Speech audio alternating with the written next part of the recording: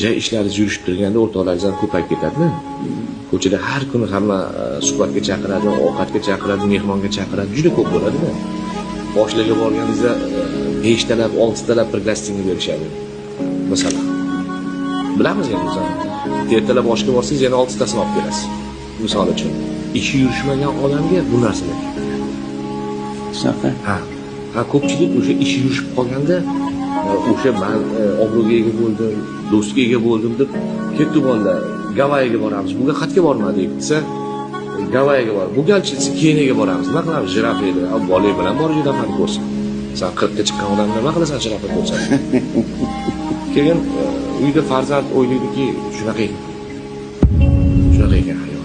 Otam men ham katta bo'lsam, ko'chada yuraman. Katta bo'lganda eslaydi. Ko'chadan kelmaydi, otam ham kelmas-ku, hayot shunaqa deydi. Natijada uni ham oilasi